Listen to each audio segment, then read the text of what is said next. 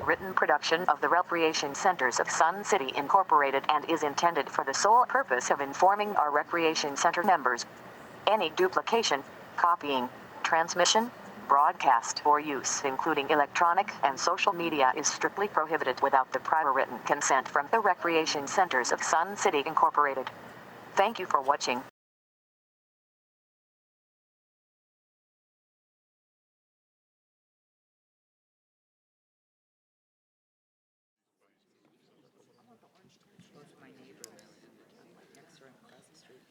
Good morning. I call this exchange meeting to order and ask that you rise for the Pledge of Allegiance.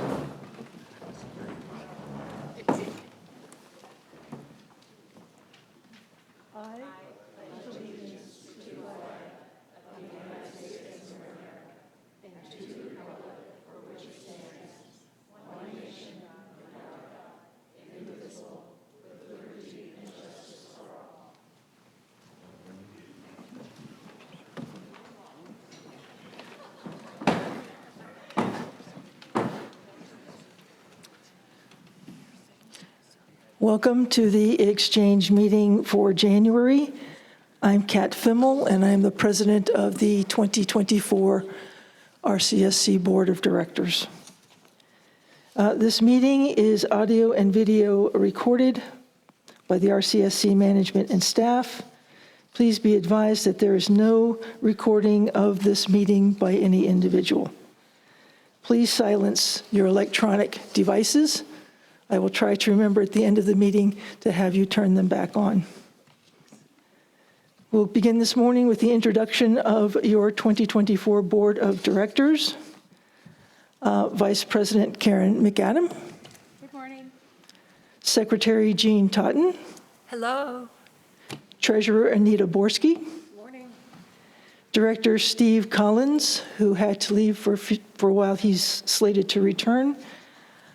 Director Connie Jo Rickmeyer. Morning. Director John Fast. Happy New Year. Okay. Director Preston Keiss. Morning. And Director James Ruff. Good morning. Welcome to 2024. Okay. Introduction of management staff. Here with us is Matthew D. Luzansky, the General Manager. Good morning. Kevin McCurdy, the Director of Finance. Good morning. Mike Riprud, Director of Buildings and Infrastructure. He's not feeling well this morning. Brian Duthu, Director of Golf and Grounds. Good morning. Mike Diermeyer, Director of Bowling. Good morning. JoLynn Higgins, Communications Coordinator. Beth Lucas, Communications Manager. Marcia Johnson. I've only done this a few times. Corporate Executive Coordinator. Good morning. Up in the booth, we have Doreen Rafferty. And here on the floor with us, we have our audiovisual engineer, Alan Kleinhans. As always, we thank the Sundial staff for preparing the room for us. Next up is the topics list. And if you do not have a copy of the topics list, they should be on the back table of the auditorium. First up is the development of a ranger program. Mr. D. Luzansky, do you have an update on that? Yes, Brian and I have talked to several people about the best way to do this, and we do have a plan in place. We may be creating a position, sort of the head ranger, to help with the training and the just general improvement of that program, as well as recruiting. So if there's anyone out there interested in being a ranger and helping out in this endeavor, please let us know. And we'll go ahead and move this item to the short-term list and keep an eye on it. With regards to the new assessment, some of the projects under that have already started to be planned. We'll probably take this item and put it on the completed list. Development of a 5-year plan. A team has been pulled together to work on that. Mr. DeLazansky, do you know what the status of that is? I do. The first meeting will be this Friday.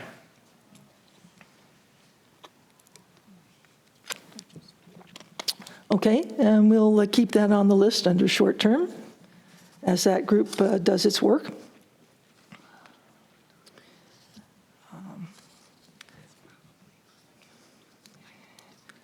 We can move, those were the only 3 items I think we had on the current list. I do want to go ahead and talk just a little bit about some items that are on the short-term list, one of which is the softball project, which I understand is well underway. Mr. DeLazansky, do we have an update on that? You're correct. It's well underway. The foundations have been taken care of, and they're on schedule to probably have that done by June. Okay. Since it's actively in place, we'll go ahead and put that on the completed list. Several of the items on the list presently involve the Strategic Alternatives Committee, that's the SAC. While the committee has completed its work,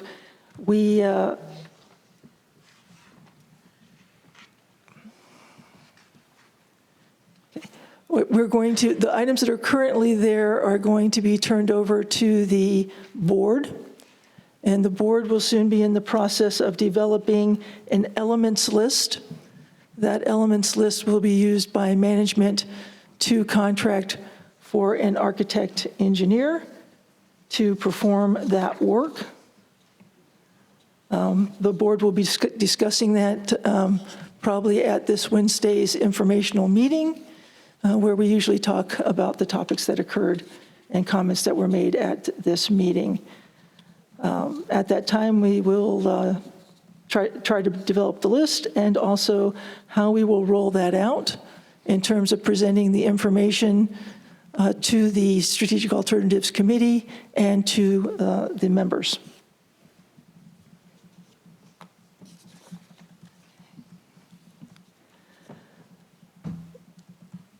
We recently received an email in all caps from a member who was concerned about some golf issues. And I guess I would like to take just a minute to clarify how we came to address some of the issues in golf, because golf is a very important part of our community. And that is through recommendations that are made by the Golf Advisory Committee. This committee consists of Greens committees, and in addition to the Greens committees, which each Greens committee has at least 2 members, it's also part of this committee is the Sun City Men's Golf Association and the Sun City Women's Golf Association. And so that's about 20 people who meet every month to talk about golf. And they come up with recommendations, they present the recommendations to the board, and then the board takes the appropriate action in making motions to support the golfers in our community. So we've had motions recently, and the motions have been passed. And now we are hearing from golfers who were not absolutely in agreement with what was in those motions that were passed. And so I would say that you really need to bring these to the attention of the Golf Advisory Committee. We're always glad to hear from you and receive your emails and so forth. But please feel free to attend the Golf Advisory Committee meetings. They do permit members to attend, and they do actually usually recognize members who are present.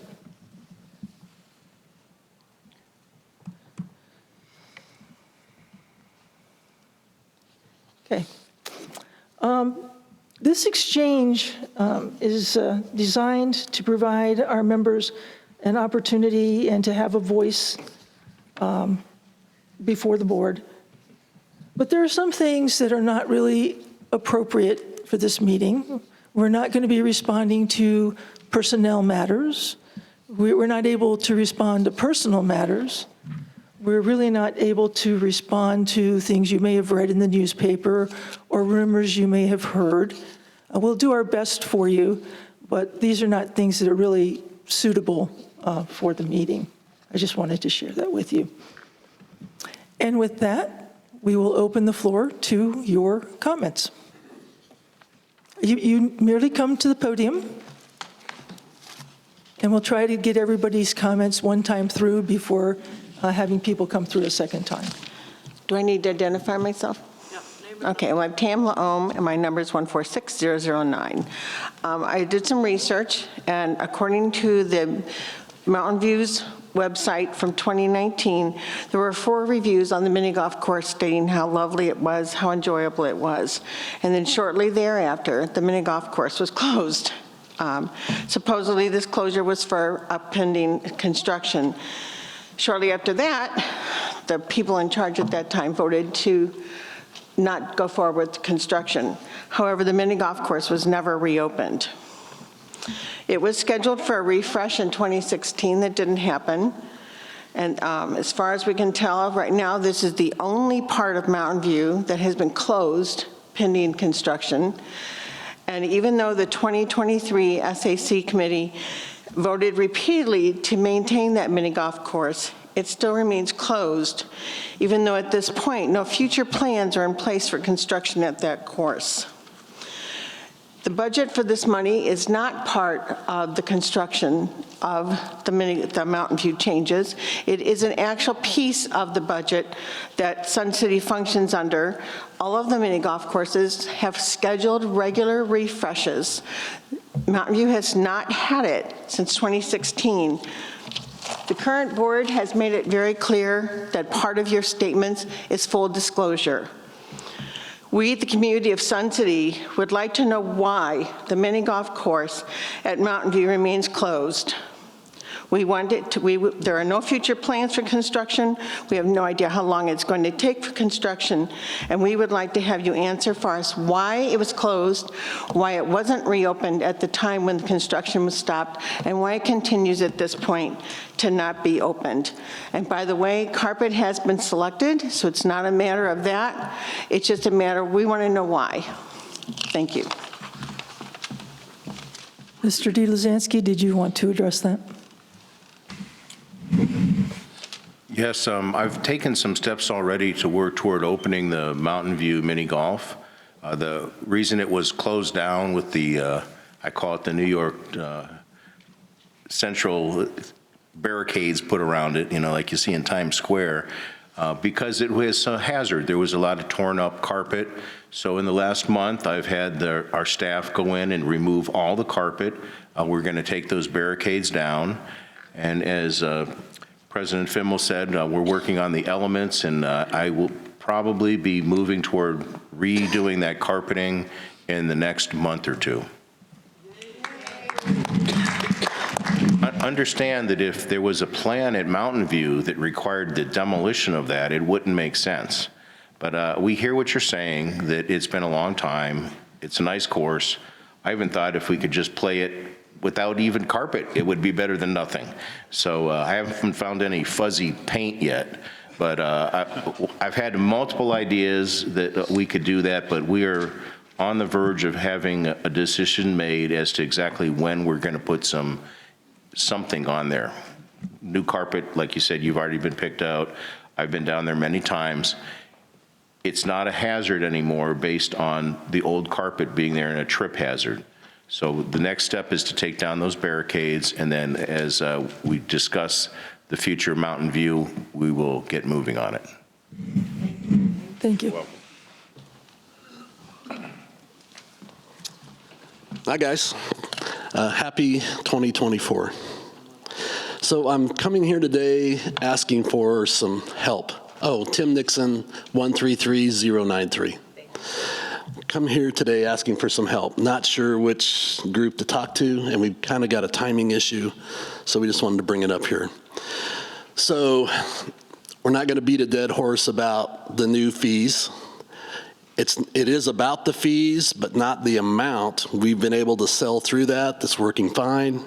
But it's the timing of when the fees go into effect. So we were notified from a title company. I'm a realtor, by the way, if you guys don't know that. We have an office here in Sun City, primarily sell in Sun City. We got notified from a title company that the fees, the SIF and the assessment fees had gone up. We disclosed those fees in an addendum.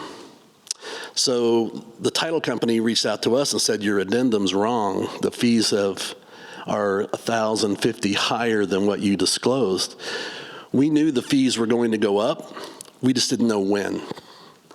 So we reached out to management, and it was over the holidays. It was by email. So we were told that all the fees are going to go up effective January 1. Well, we have contracts, purchase contracts, that are agreed upon weeks and months prior to that. So we disclosed the old fees because we didn't know when these fees were going to be into effect. Everybody following that so far? It's kind of confusing.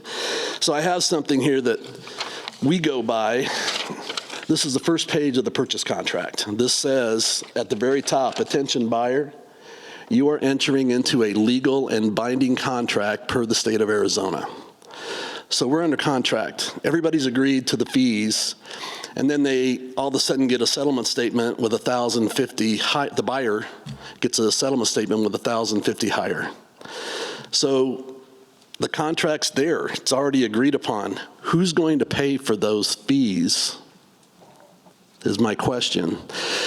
A remedy for this would be to say the fees are going to go into effect on all accepted contracts on January 1 moving forward. So that way, the contracts that were agreed upon in November and December that might be closing in January would still go by the old fees. Any questions, comments on that? Well, the fees went up on January 1st. Let me start by saying I'm not an attorney, but I would think that whatever was legally put into place prior to January 1st of 2024 would rule to the end of the contract process, and that any new contracts would begin on January 1st, 2024. Mr. DeLuzansky, do you have any comments? Yeah, let me take that, President Fimmel. Tim, I believe that Holly Fields in Cardholder Services has had some conversations with you about this. As soon as the board approved the second reading of the new SIF fee, any title inquiry that we got, we included the new fees on. If the estimated closing date was January 1st, 2024 or later. As you know, closing dates aren't always what they are in the original contract, okay? So if a closing date was estimated at December 26th, that SIF fee was not included on the inquiry response from us. But if that closing date changes, as it does quite frequently, and that closing date moves after January 1 of 2024, then that SIF fee is going to be applied. So with the inquiries after the SIF fee was put in place, when the inquiry responses came out of our cardholder services group, if that estimated closing date was January 1st or later, we included that SIF fee. But as you know, oftentimes a closing date changes, and if a closing date went past 1/1/24, then that fee would be included. So I get that if there's an error, somebody. It's not an error. I'm not saying it's your error. Right. I'm just saying there's an error and they want to, for whatever reason, they have to extend. Mm-hmm. Our contracts have not extended. The purchase contract was agreed upon prior to the fees going up, and they're closing in January. Mm-hmm. And you got some pretty upset buyers, I'll tell you that. And that's what we don't want. Like I said when I first started, we can sell the new fees. That's not the issue. It's just going to go on for this month. Maybe a little bit into February, but just this month. When people have to pay $1,050 more than they anticipated, they feel that. And it's frustrating to them, and it's disappointing, puts a bad taste in their mouth when they first move in here. And that, when they first move in here, that's the time we really go after them and ask for referrals for other people to come here. We are pushing Sun City. Yeah, we're just trying to be consistent, right? We want to use that 1/1/24 date and apply that consistently across the board. And I get it. If somebody went and put paperwork in place back in October and the close date extends beyond 1/1, then it needs to be amended, right? And I can understand that that would be problematic, but we have to apply those fees consistently for any transaction that takes place after 1/1/24. So just so you guys are all aware, because there's been a lot of changes with people here. We've been here since 2014. We've gone through several price increases. This is the first time the board's ever, not the board, but the RCSC has ever done this. Well, I had that conversation with Holly, and when the PIF went up, we had to amend several contracts for the same exact reason, because that closing date extended beyond What PIF? 1/1. Which PIF are you talking to? When the PIF went from 3,500 to 4,000 at the beginning of '23. This occurred on several contracts as well. So we sell a lot of homes in Sun City. So I can confidently tell you that it never happened to us. Okay. And we're closing 10 to 12 transactions a month in Sun City. So, like I said, and I'm not speaking for anybody else, but our little group, never happened to us before. That's why we were so surprised that it happened this time. Thank you. Absolutely. Thank you. I would like to ask management if it isn't possible that we could sit down and discuss this. Sure. If I really don't think that I don't have any real estate expertise, but these folks do. And if they think that this might only occur mostly in the month of January, then I really don't see why we can't look at our policy of how we do this. And this is not a good way to start out the year for people who are buying here. We need to keep it positive and transparent and welcoming. And I have to say that as for myself, if it was me buying here, it would leave a bad taste in my mouth. Thank you. Thank you.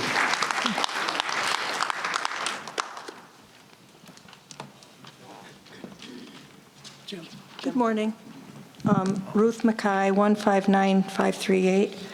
I just was hoping that in the month of January, the board would have a final decision about Mountain View, because I've been telling everyone I know that I have faith in the board and that you're not going to prolong it any further than it's already been prolonged.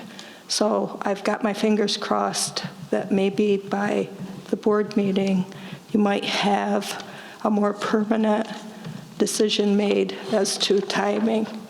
That would be great. The board received the information from the Strategic Alternatives Committee. The board's not going to waste any time at all. As I mentioned earlier, we're going to be meeting on Wednesday to discuss the elements that are necessary for management to move forward to hire the architect engineer to design the new Mountain View project. Yay. Thank you. Okay?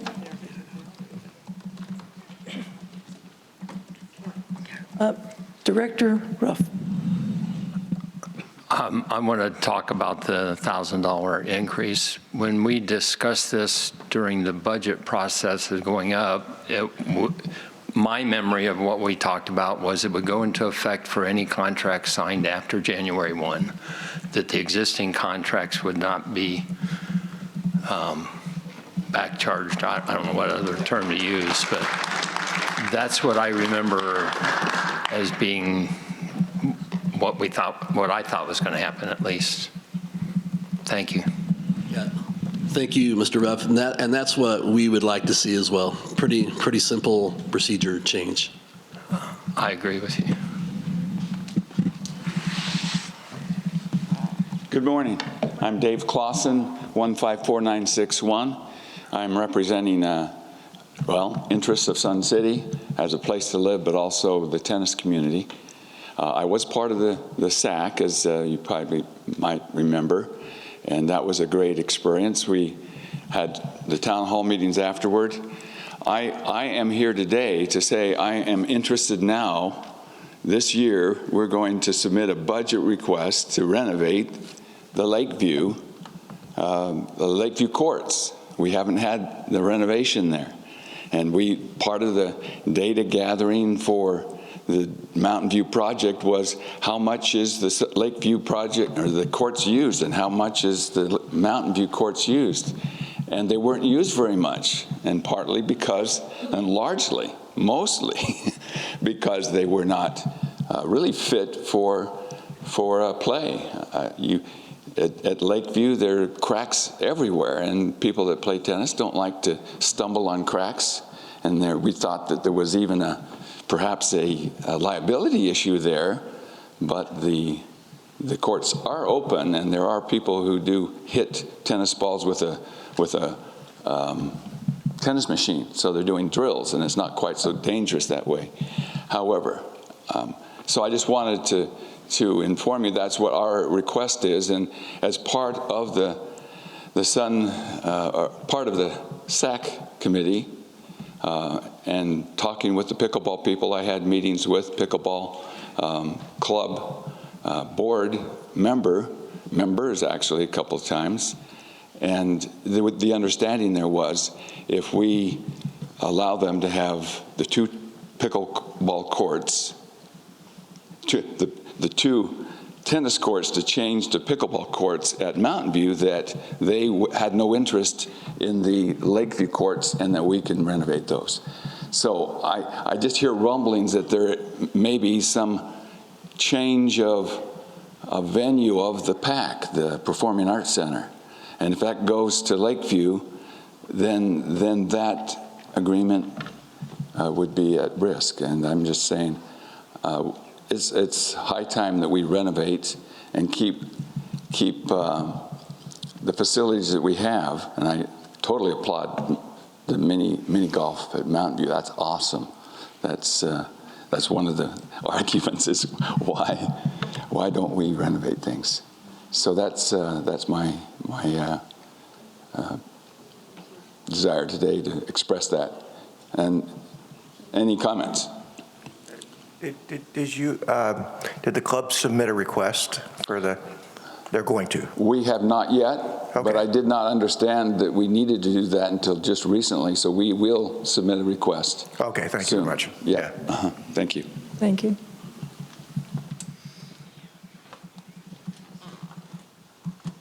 Please come forward if you have a comment.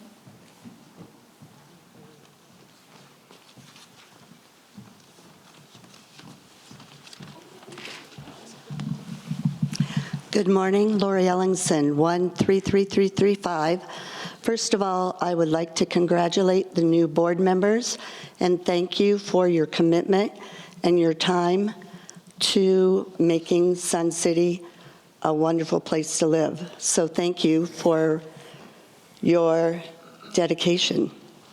I would like to piggyback on what Dave Clausen just stated.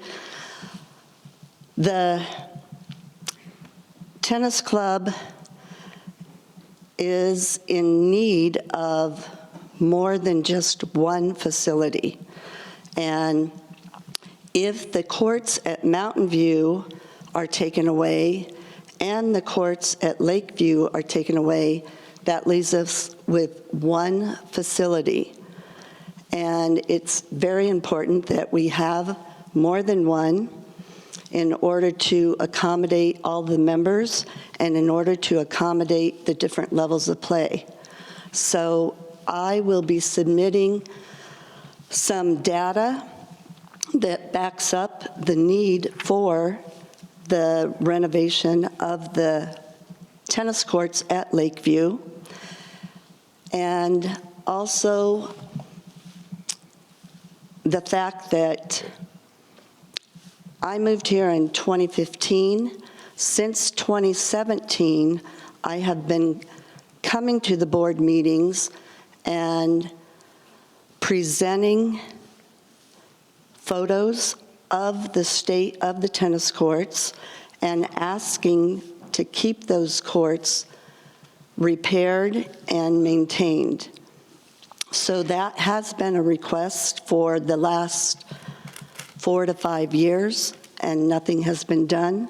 So we would appreciate that that area is also kept up in good working condition. I also would like to bring up the fact that since we are a recreation facility, that you consider looking into the possibility of participating in Silver Sneakers and Active Renew. That would allow our members to use their insurance for anyone that is 65 and older, which is a lot of members and a lot of residents, and they would then feel a little bit better about the increase in the fees if some of that can be supported through Active Renew.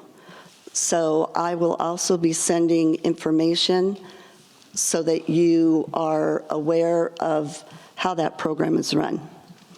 Thank you very much. Thank you. Lori, if I could, it sounds to me like both with the Mountain View golf course and tennis courts, is what we're saying is if we have a facility, we should maintain it to Sun City standards and not let it degrade.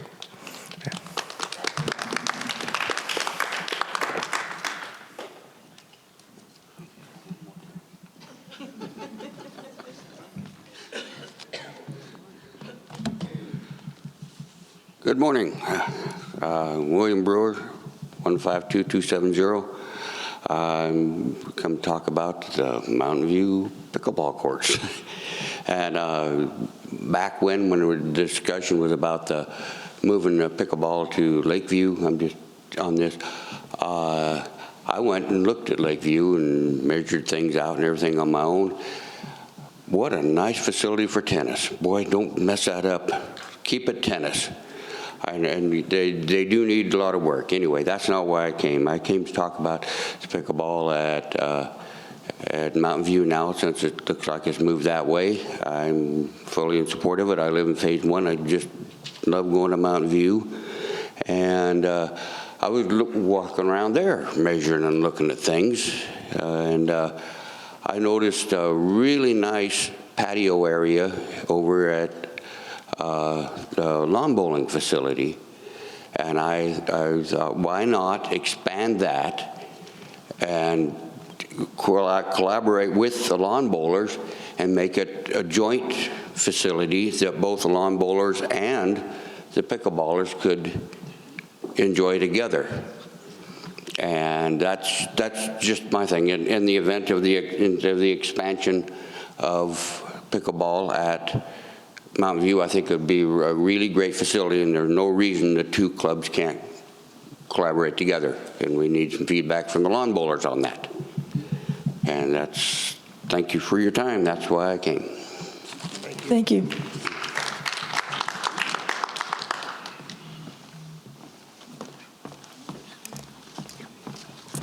Hello, Sherry Marcio, 144465. My request today is to raise a flag.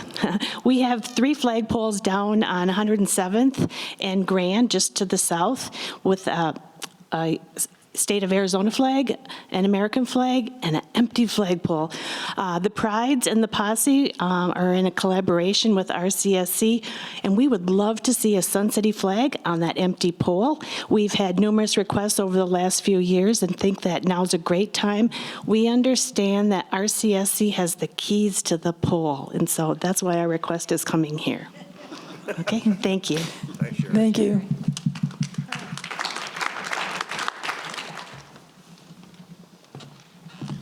Hi, Sandy Pasick, 119-180, and I'd like to talk about the lights at Burns, which is the same as Lindgren and Bell.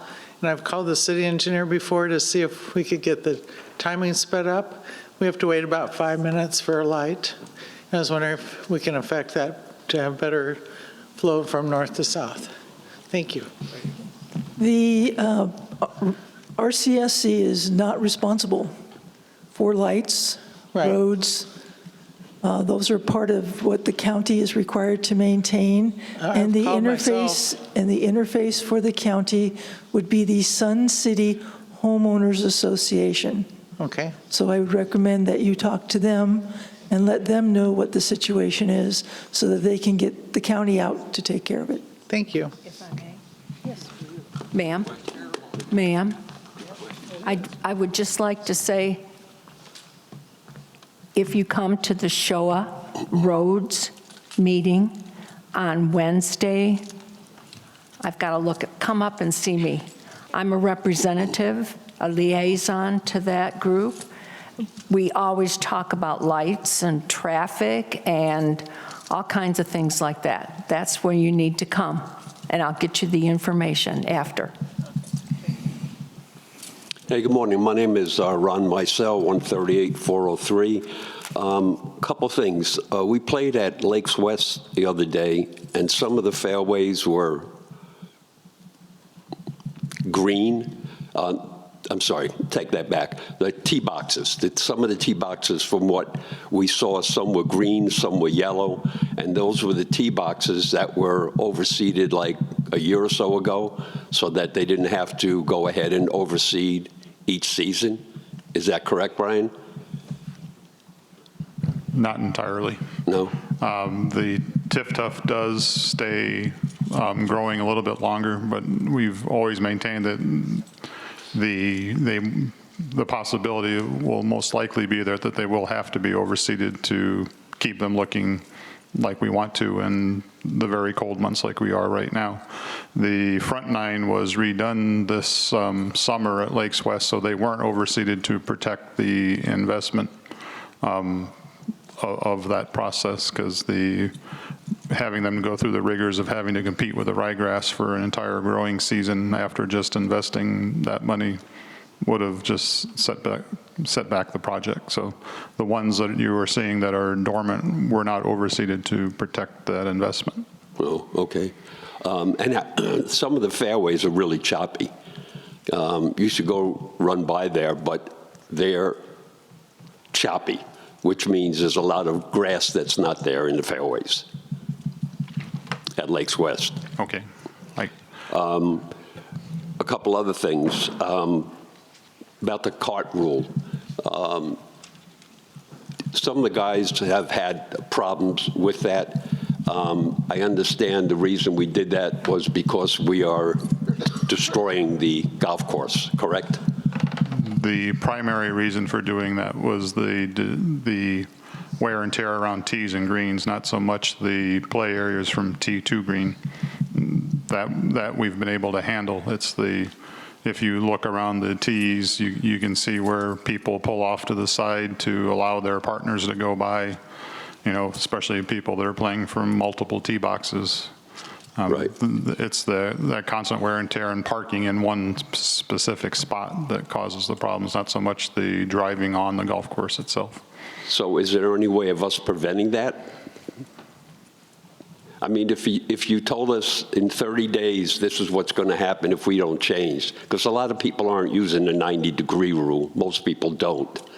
And we're just concerned. It's more a health condition than anything else. I mean, I walk all winter long, but I just spoke to someone who's under chemotherapy, and I don't know, they wouldn't want to ride with somebody. I have a cold. I tested negative today for COVID. My son-in-law was here on Christmas Day. He tested positive. It's a scary situation out there, especially in the wintertime. And maybe we can go ahead and go for 5 carts from like December to February so that we don't have to be inside of a closed cart with 2 old men or old women breathing each other's air. I mean, this is not healthy. As President Fimmel stated, I would imagine this topic is going to come up again this month at Golf Advisory. And if you can attend, any input you could give okay, would go a long way towards, we're certainly not opposed to amending things. We want everybody to be safe, but also want to protect the golf courses at the same time. So. Right. Well, just tell us what we need to do, and if we don't abide by it, then then it's our own fault. But if we could stop riding around the edges, and everybody knows if we don't, we're going back to the 3-cart rule. I think that'll change a lot of people on how they drive the golf course. Okay. Another thing, was there any money left in the budget, or did we use it all on golf equipment? And because from what I understand, there was like $1.2 million left in there. Any of it go into the general fund? There will be some money that goes into the general fund. Definition of money left over, I don't think has ever been fully, we spent well over $500,000 on equipment this year, plus $150,000 on the upkeep of our wells. We did make a big purchase in December to use some of the excess funds that were over the budgeted amount to buy some weed killer to help with our summer weed issues. So we did make the effort to spend excess funds over the budgeted amount, but not so much to go under what we were budgeted to make roughly, or have $350,000 left over at the end of the year, and that was what we were shooting for. If that makes sense. Okay, thank you. When is the other board meeting then for the advisory? Golf advisory would be the January 18th this month. Okay, thank you. My birthday, so bring cupcakes. Okay. I'll bring you a card. Okay. Thank you.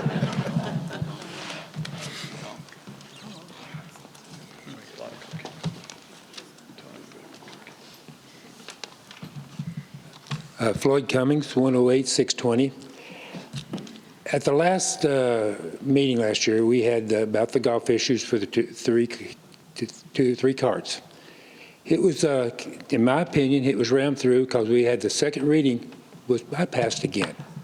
Why can't we have at least two meeting votes instead of just passing one and getting it on through?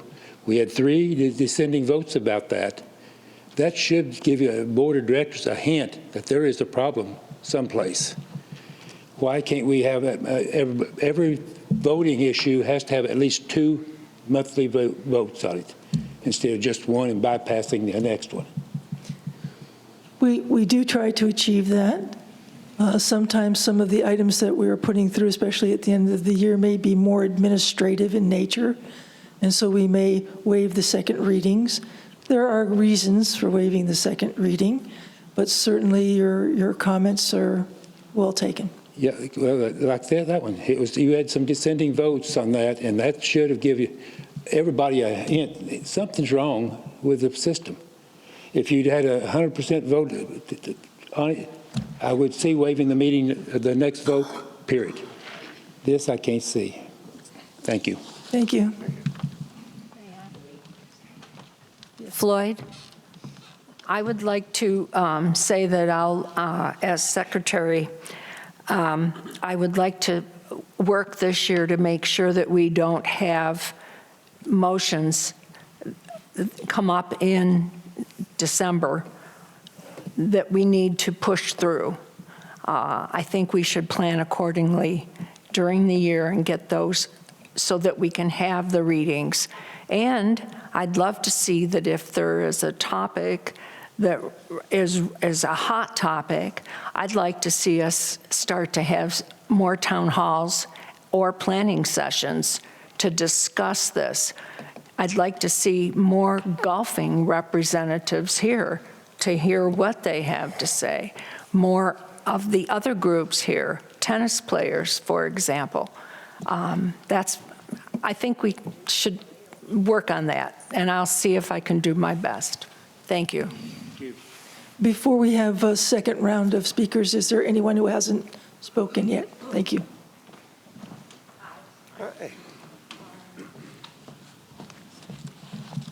Patty McCleary, 160891. And this is more of a couple questions and some information. Some of you have met me. I'm a new resident to Sun City. I wanted to start by saying I support RCSC clubs receiving monetary funding. RCSC has kept the community updated about the Mountain View renovation project, and club details about this ongoing project are continually published on their website, and I thank you for that. I know we're working on the website. This transparency of publishing club update information on the RCSC web pages should extend to any large monetary club funding. The reason for this request is the lack of RCSC published details supporting the new softball field, clubhouse, batting cage, and storage facilities now under construction. On October 26, 2023, the RCSC board approved a budget of $1,380,000 to the softball club's 283 members. Prior to the groundbreaking for the new softball field clubhouse, little information was posted on the RCSC website about the renovation. The Senior Softball Club web minutes and the Independent Daily newspaper published more details about the softball project than the RCSC did until October, November, and December, when the softball field 2023 budget updates were posted. Questions I have about the softball field and what I'd like to see about other clubs asking for funding.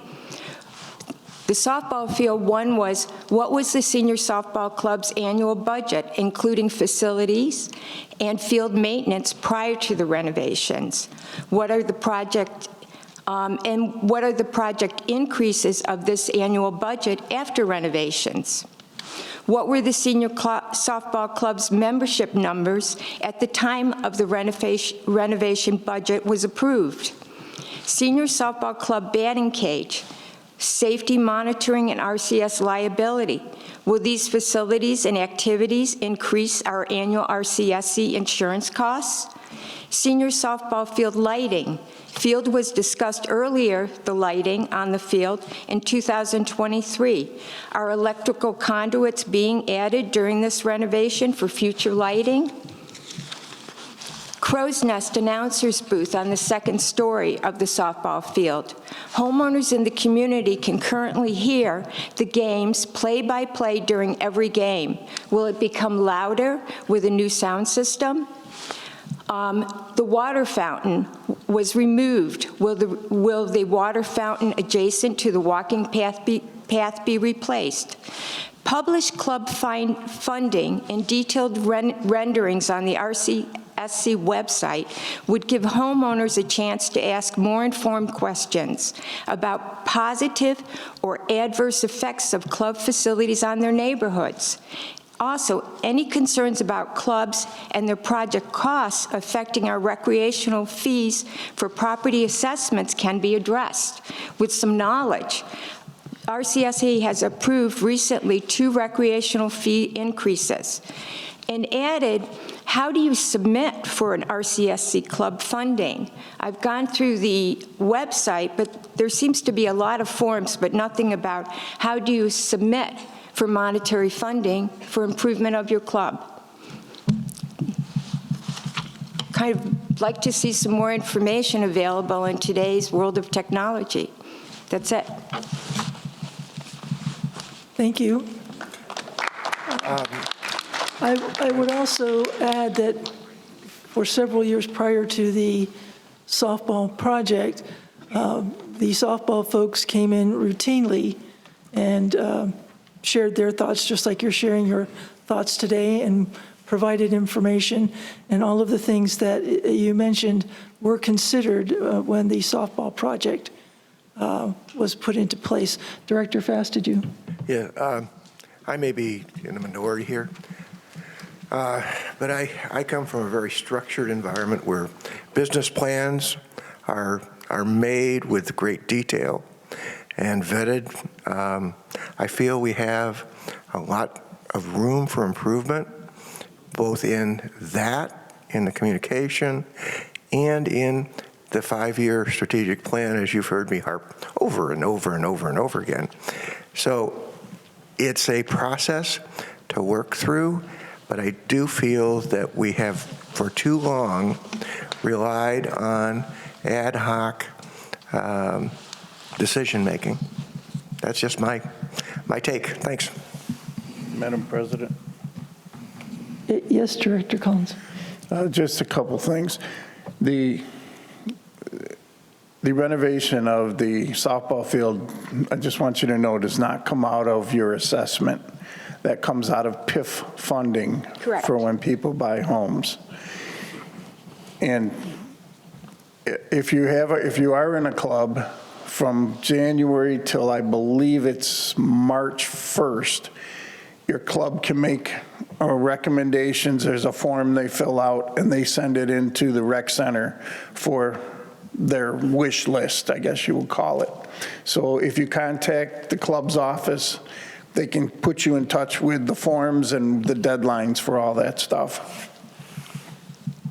There's no renderings, though. There's no renderings, details about what the clubhouse is going to have. I mean, it's a $380,000 budget. Outside, it's visible, but when asked, there's no information about what it's going to look like and what the facilities are going to be inside and who's going to have the ability to use it. My understanding is that only the club, softball club, will get to use this field.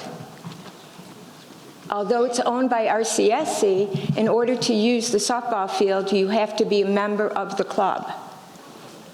And in other cases, you can use a tennis court if it's available, if the club isn't around. Also, the batting cage, with our liability and incident increases, from what I've read, how will that be handled, and how will that increase our liability insurance, which is quite high already? Well, as far as using the facilities, just like lawn bowling, they have kitchenettes and stuff. And if you're not a member of the club, you don't use those. Mm-hmm. You can go you can do lawn bowling as a member of the community, but you don't have total usage of the buildings. And that probably, I would say, is going to be the same way with that. Okay. Secretary Totten, did you have a comment? Yes, thank you. Patty, I just wanted to say, and it's funny that you brought this up because I was going to ask Matthew, our general manager, about this toward the end of the meeting. We do have some beautiful renderings that are in our board office, and I'm wondering if we could perhaps bring those to the meetings or share them. We can just put them on the website. That'd be great. I know you're working on the website, and I use technology maybe more than most people my age,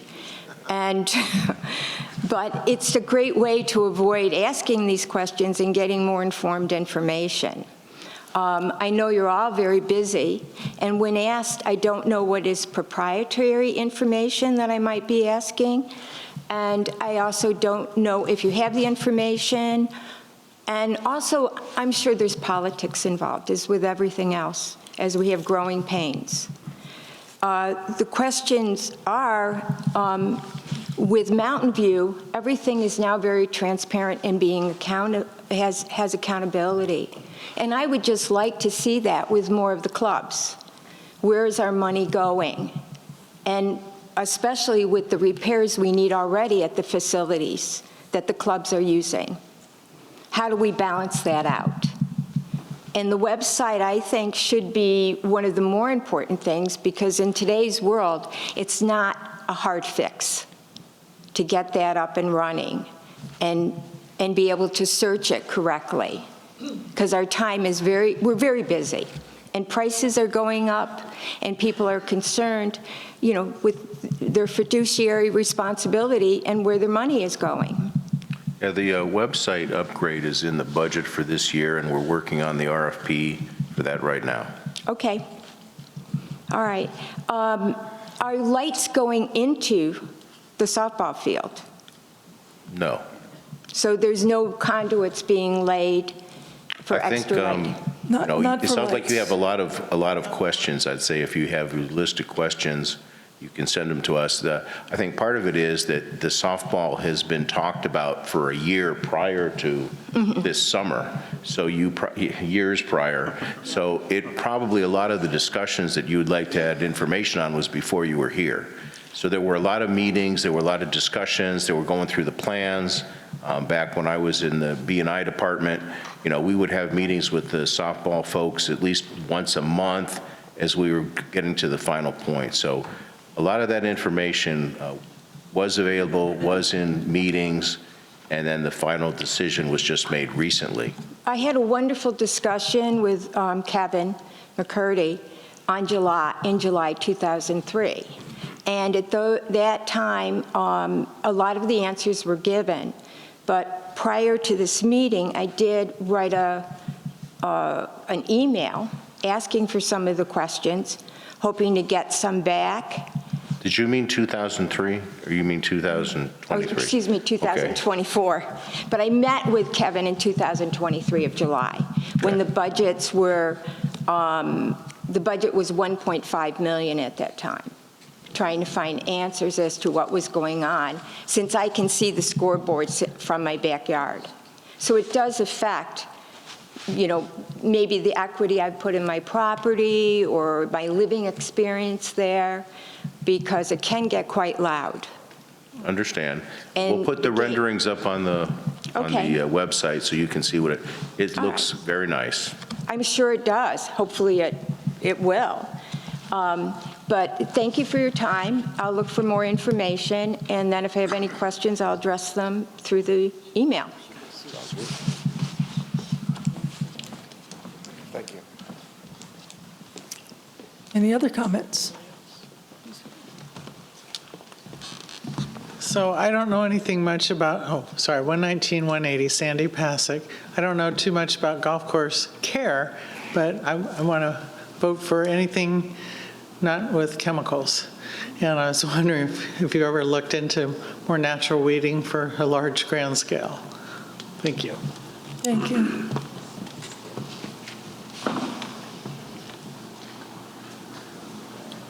Are there any additional comments? Okay, seeing none, I will turn. Mr. Roloff, you were taking the long way. I've been called many things. I've never been called a nun. Thank you, Ben Roloff, 12663, a very old member of Sun City. As usual, a few historical backgrounds, comments. Didn't know the subjects would come up today. Kind of trying to remember and taking them in order. Mountain View Miniature Golf was built without a miniature golf course. They had an absolutely beautiful rose garden right on the south of the facility. But miniature golf became very popular in Sun City in the early 1970s. And a prior board to you decided to bring in the big excavation equipment and remove that rose garden and replace it with a miniature golf course that went in there. I haven't been able to track down exactly, but I do believe I've got some hints that that rose garden got moved over to the Sun Bowl property and became that rose garden which is there now, which is tended by the Rose Committee. Second was there was some comments made at this meeting, particularly last, about the threesomes and fivesomes and the golf trails and things. Just background for the board. For the first 12 years of Sun City, no carts were allowed to leave the trails at all. Didn't have to have a 90-degree rule because the rule was you can't get off the golf cart path. The five-some rule originally of playing in five-some came in on a very trial basis, and it was done at one course only and only in the league. And the idea was that in the late 70s, traffic on the Sun City was reaching its maximum population and its maximum golf population at that time. And they were having a hard time getting everyone in, not only preferred hours, in any hours on the golf course. So the idea would be on a trial basis. It worked out okay. They had to make some minor adjustments. I don't know if they ever reverted. The minor adjustment was just expanding the time between tee times by 1 minute to accommodate the groups all being able to get around and not backing up so far on various tees or hazards. Incidentally, those beautiful golf cart trails that we have were just gravel for the first more than 10 years, and then they put some binder in them, kind of like a glue originally, to cut the dust down, and then they changed it to blacktop, and then they changed it to concrete, and so who knows what your board may face. There may be some new AstroTurf or some new product or something. So nothing is forever in Sun City. The third one is second reading. Some people just pointed to that. I don't know about the rest of you. I can't even remember on how many not-for-profit corporations like Sun City Rec Center I've served on. Never been on one that had a second reading or a third reading. Served in many different elected government capacities. Never was elected to one that had a second or third reading. Looking back, would it have been better? I don't know. What I do know is that for Sun City, for your prior rec boards, including, I'm sure could testify, I was looking at one of my friends, Norm, was up here for 6 years, and as the president, and made decisions all the same meeting. Now, sometimes if it looked like they needed more information, they used correct parliamentary procedure to delay an item, and hold it to the next meeting, or maybe just never bring it back at all. But they handle all things in one meeting. Was that okay? Well, it was comfortable for almost all of our history. And then we went to 3 readings, and then to 2 readings. And now there are people disappointed with 2 because it goes down to 1. Just so when we had 3, people were bypassing the 3rd and going to the 2nd, so they changed it to only 2 readings. And, what's the right answer? I guess it's what you guys who are currently here feel comfortable with doing. So you've got a big year ahead of you. Many of us out there, I think many of us in the silent majority really appreciate what you do for us. We're actually your silent fan club, so good luck, Godspeed, bless your hearts. Thank you.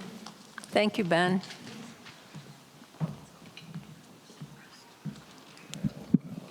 I'm a little shorter. Norm Dixon, 2429. I said I was not going to say anything at this meeting. It's another resolution broken. And we're not very far into the year.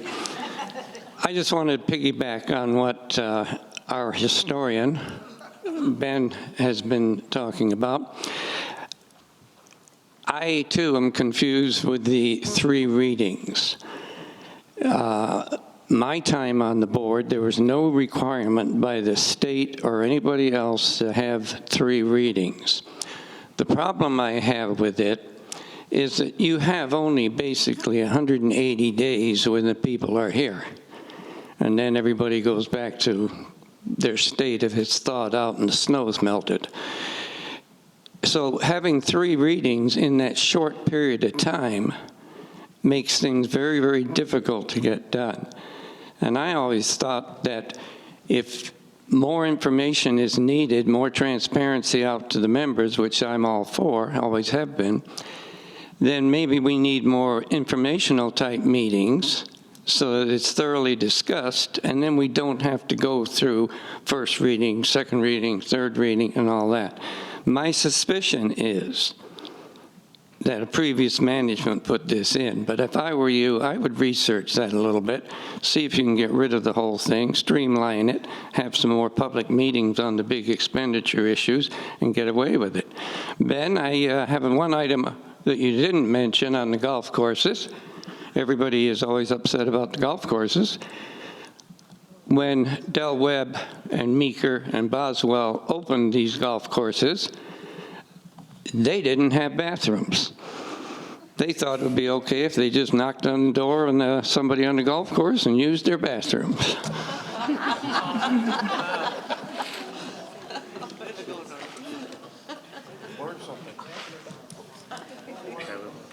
Are there any other, please come up, sir. I got to say again, I'm fairly new to Sun City. I've only been here 4 years. And during my time here, what I've learned is we have all these clubs and all these different interests. I've been to about every club here at one point in time, just out of curiosity, because I want to know what they do. Like say I'm an avid pickleball player only because I retired and became the slow retired guy, and I discovered pickleball and rediscovered vigorously how fun life is. And I don't know how many people here go to pickleball. Come and visit, just come and look at it. And if you want to know what they do at the model railroad, go look at it. That thing is fascinating. And the jewelers, and I went to the stained glass thing, or whatever they call it, where they solder the glass together. I went to that. I'm not going to do it, but it's fascinating to watch it. And the thing that really hurts my heart is the garden club. Gosh, why aren't we doing something with that? And anyway, my point is, let's get involved with everything instead of just, this is what I do, so this is all I'm going to do. I like ceramics. I'm not going to do it, but it's really pretty stuff. So let's all not just get in our slot. Let's get in everybody's slot. That's my suggestion. Yeah. Thank you. There certainly is a lot to do in our community. Do we have any other comments? I have a couple. Secretary Tutton. I just wanted to ask our general manager, you mentioned the team that you put together for the 5-year plan, and you discussed it. How are we going to communicate that to our members? Like most things here, we will have some discussion with the team first, and then we will have some sharing of what the team has come up with, and there's a couple of stages to that. So in the structure of the team, there's a interim readout that I believe was scheduled toward the end of March, with the final being sometime in May. Are the meetings open to the general membership? No. This is a management team using the agile method, a smaller team trying to focus on getting a lot of work done in a short amount of time. So we will have discussions of what goes on in that, but I was trying to keep the team down to 6 or 7 people, which is the standard agile team, and so far it's ballooned up to about 10 or 12. So it's something new that we're trying here, and it's part of the requirement I have to put together a process and for a policy that's due out to you and the rest of the board at the February meeting. So there'll be more information on it in the February meeting. But I don't want to wait until that policy gets approved. I would have done this with or without board motion, just as part of how to run a business. Thank you, and could you extrapolate as to where the members are coming from that you've got on your team? Or is it too soon to ask that question? No, it's not too soon. There's 2 or 3 were requested from the long-range planning, and 2 or 3 from the budget, finance, and audit, as well as a couple of the folks from management that spend most of the money, which was the golf side and the building and infrastructure side. So that's the core team. Now, I have more than 2 or 3 from the other committees, so we may work on that, but right now, that's the makeup of the team. Thank you. I just wanted to, Patty, I would love for you to join my communication committee. We're going to be meeting the 3rd Thursday in the month from 3:30 to 5 o'clock. It's called the Outreach and Communication Committee. We're recreating it.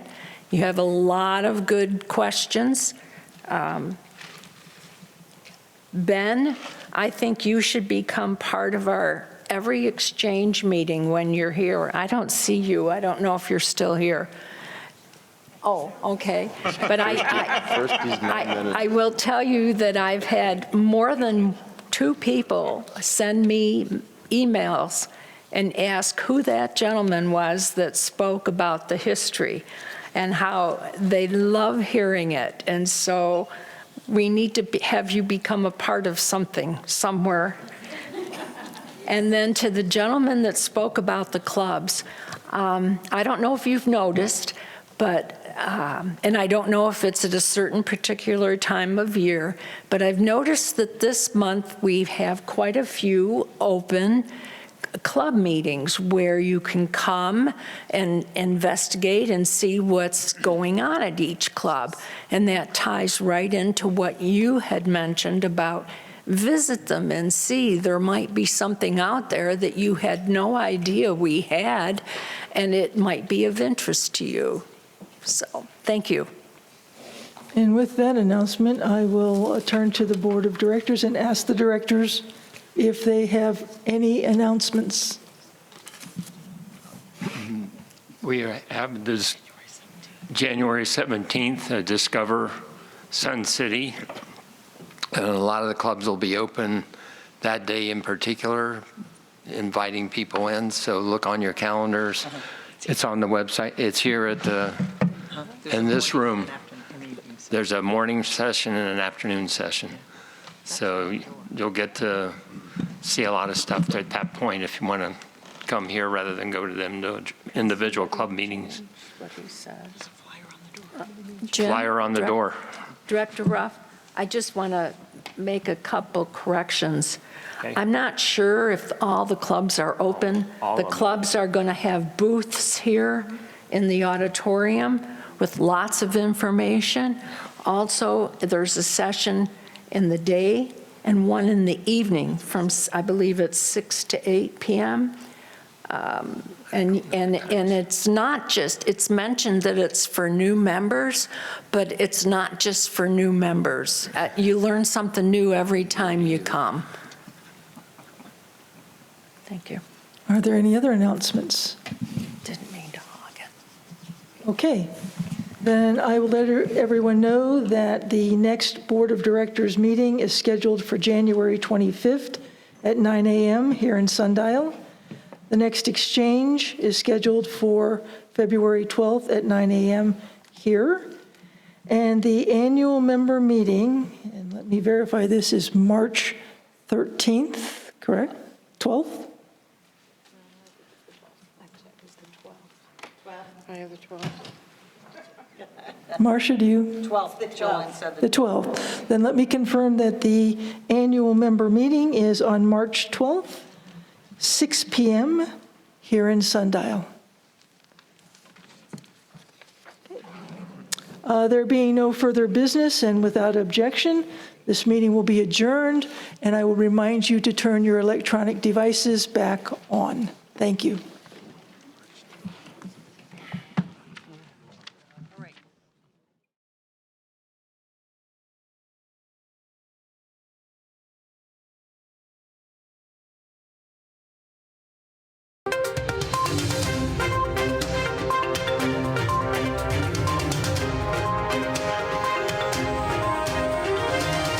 This is a copywritten production of the Recreation Centers of Sun City Incorporated and is intended for the sole purpose of informing our Recreation Center members. Any duplication, copying, transmission, broadcast, or use, including electronic and social media, is strictly prohibited without the prior written consent from the Recreation Centers of Sun City Incorporated. Thank you for watching.